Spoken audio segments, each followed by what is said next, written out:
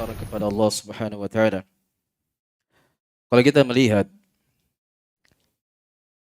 perintah di dalam Al-Qur'an atau hadits Nabi sallallahu alaihi wasallam untuk bertaubat dan beristighfar kepada Allah Subhanahu wa taala setelah melakukan perbuatan dosa, tentunya ini sangat banyak.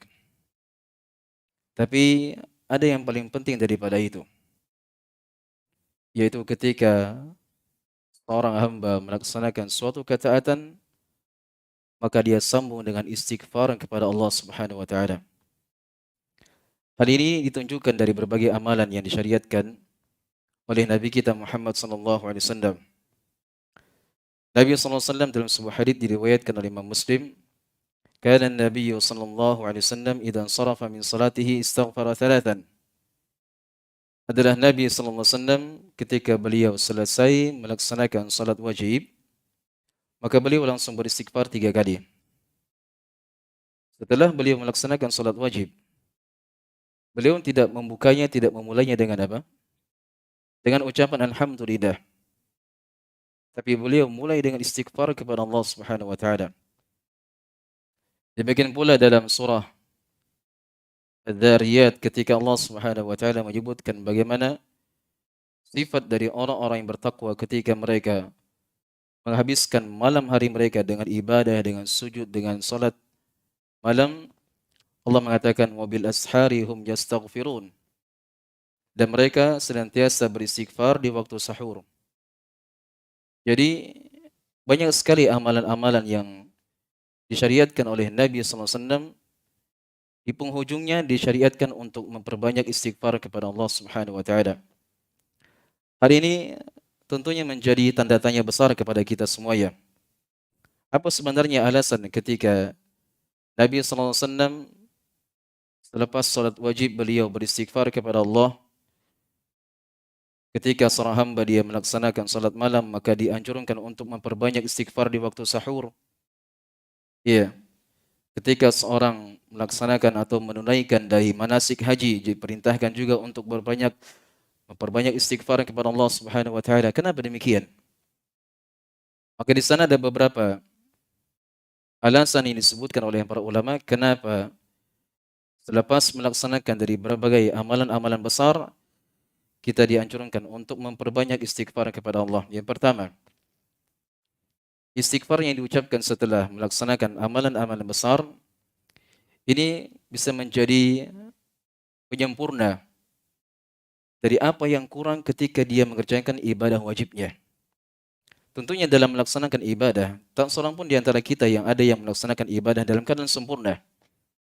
Salat malam yang kita kerjakan baru saja, tidak ada jaminan bahwa ibadah yang telah kita kerjakan tadi sudah sempurna.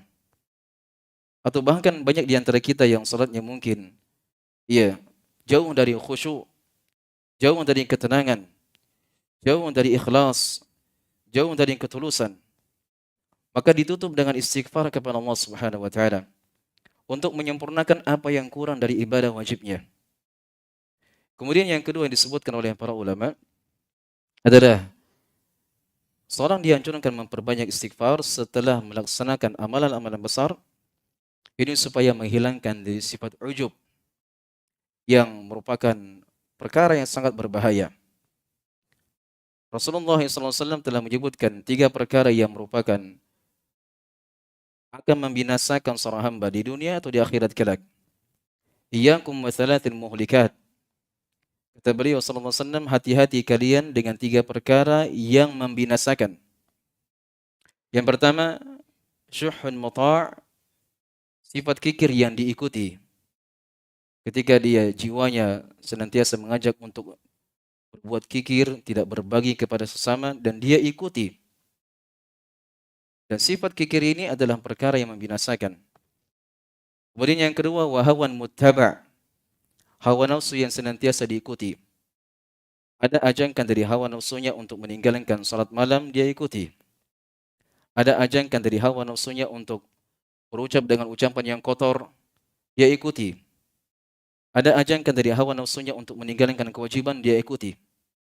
Maka ketika seorang hamba senantiasa memperturutkan dari hawa nafsunya, ini di antara perkara yang membinasakan. Kemudian yang ketiga, wa i'jabul mar'i bi nafsihi, yaitu ujubnya seorang hamba terhadap dirinya sendiri. Barangkali ketika seorang hamba melaksanakan dari amalan-amalan besar, ya apalagi alhamdulillah barusan tadi kita kerjakan salat malam dimulai dari jam 10.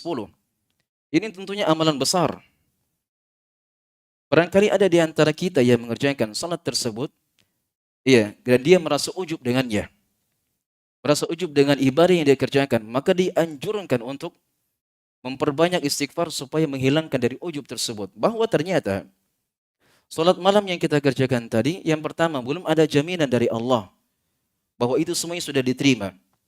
Kemudian yang kedua, salat yang kita kerjakan barusan saja, belum ada jaminan bahwasanya salat tersebut sudah sesuai dengan perintah Nabi.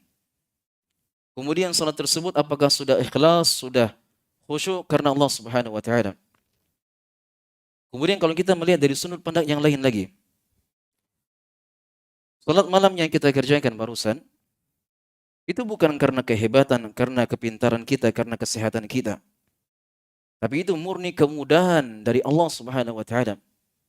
Kenapa betapa banyak orang-orang di luar sana yang mereka mendapatkan kesehatan, iya, namun mereka tidak mendapatkan kemudahan dari Allah Subhanahu wa taala untuk mengerjakan salat malam.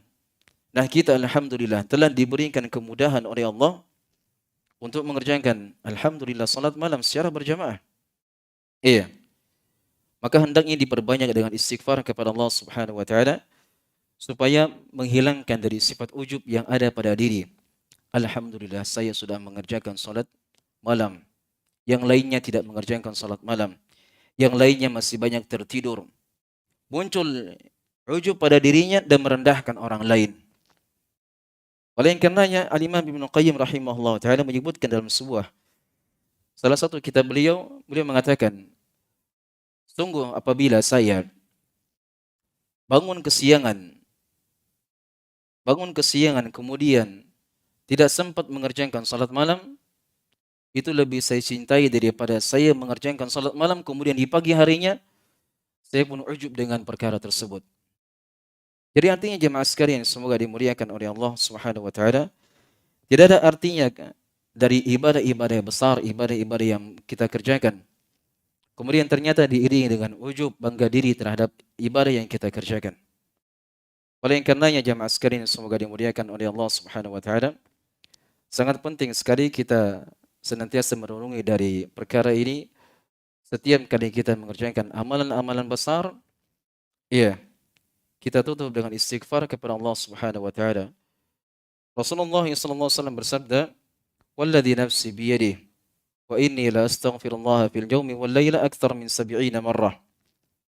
Kata beliau, demi jiwaku yang berada di tangannya, sesungguhnya saya beristighfar kepada Allah Subhanahu wa taala dalam sehari semalam lebih daripada 70 kali. Ini Nabi sallallahu alaihi wasallam, seorang nabi yang telah dijamin masuk surga. Bahkan pintu surga tidak akan pernah dibuka kecuali apabila beliau memasuki terlebih dahulu. Beliau yang telah diampuni dosanya apa yang telah berlalu dan apa yang akan datang. Beliau merupakan penghulu para nabi dan para rasul. Bersama demikian beliau saja memperbanyak dari istighfar kepada Allah Subhanahu wa taala. Dan juga Nabi sallallahu alaihi wasallam bersabda, "Tuba liman wajada fi sahifatihi istighfaran katsiran." Kata beliau, sungguh